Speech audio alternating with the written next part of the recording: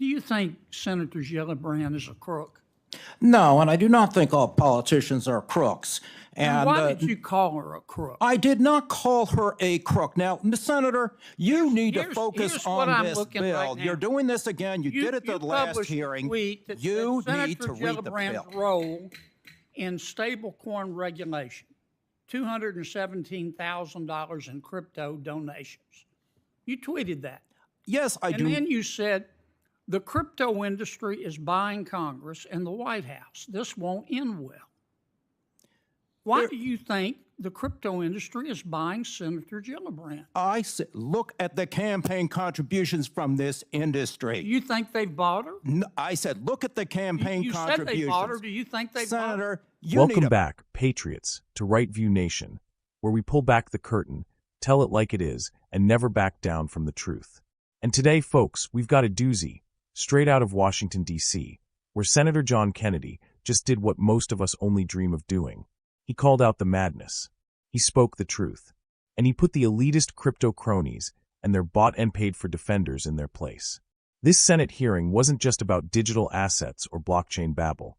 It was about who really controls the future of our economy and whether we the people will be sold out once again to big tech, Wall Street sharks, and deep-pocketed crypto lobbyists. So let's break this down. Senator Kennedy.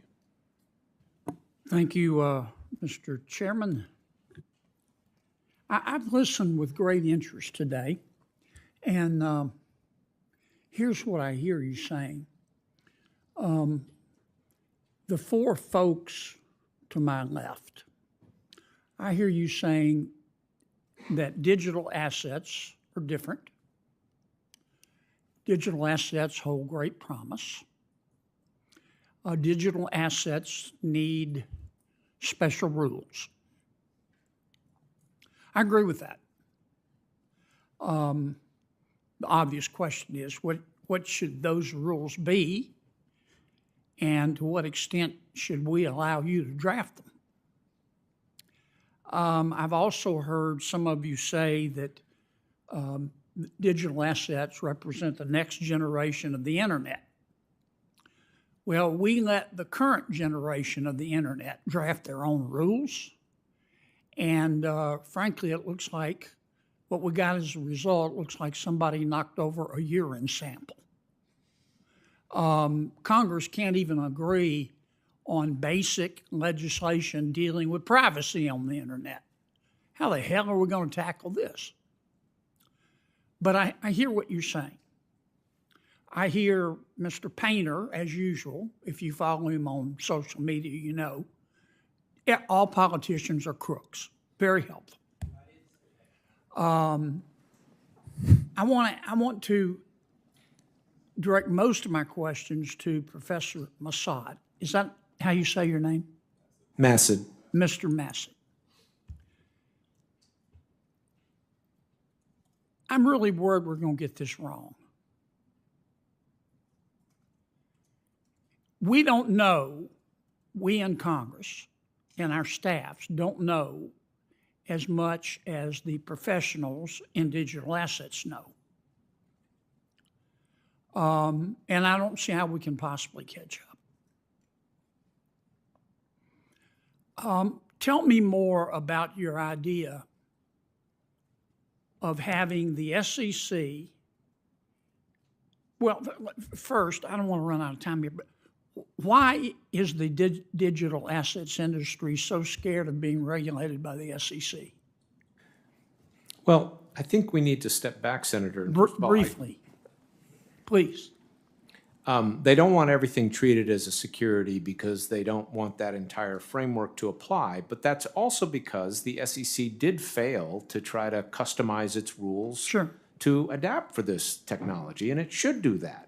And you've got leadership at the agencies now who are working on those things. You're suggesting that we turn to two of our agencies, one of which is the SEC, and say, you have expertise. Before we take a crack at a bill, you come up with a bill with rules, with regulations. Tell us how to do this.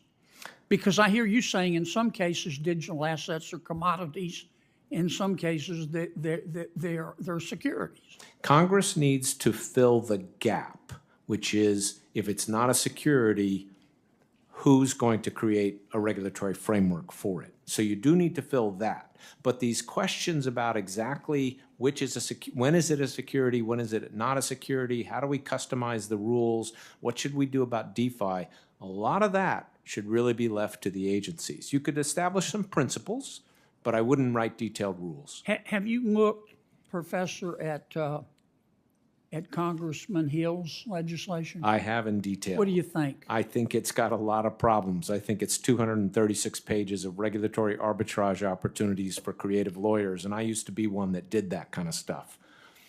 Made a lot of money, did you? I did, but Mr. Painter, do you think Senator Gillibrand is a crook? No, and I do not think all politicians are crooks.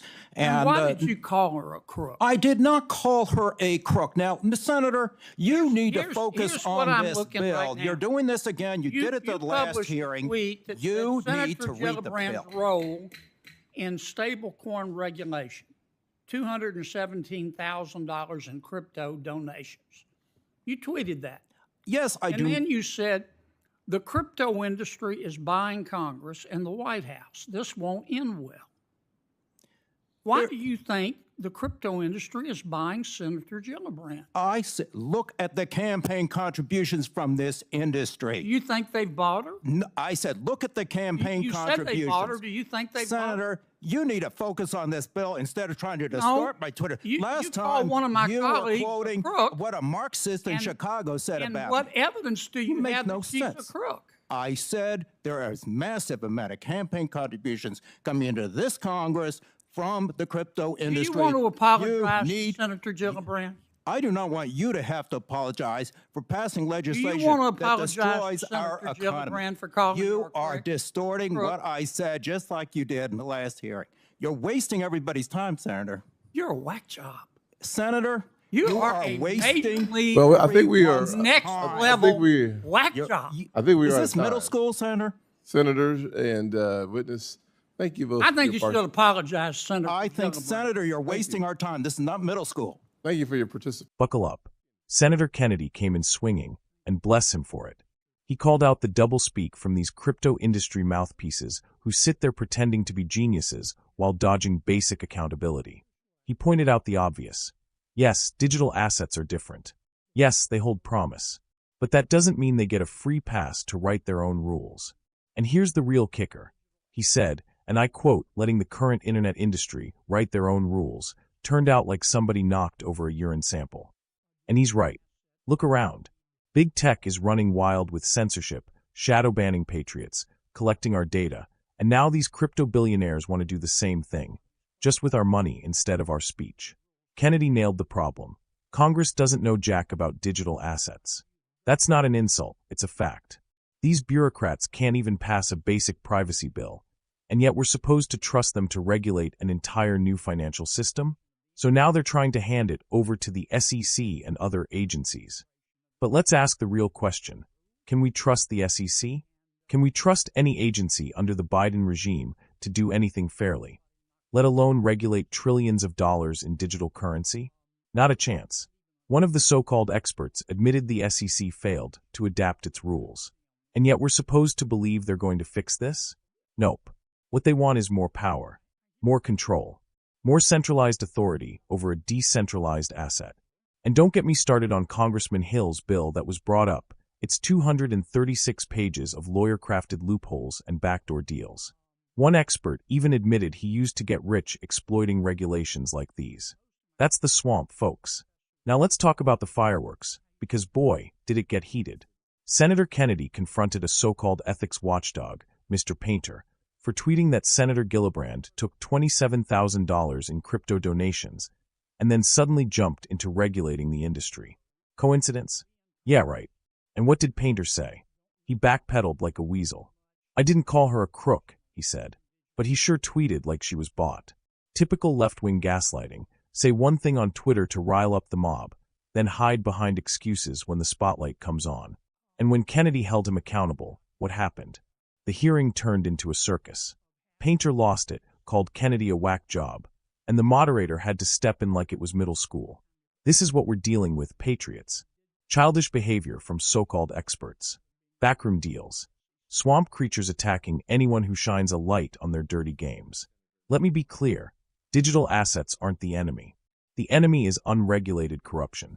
The enemy is centralizing power in the hands of unelected bureaucrats and greedy politicians who are all too happy to sell out our future for a fat campaign check.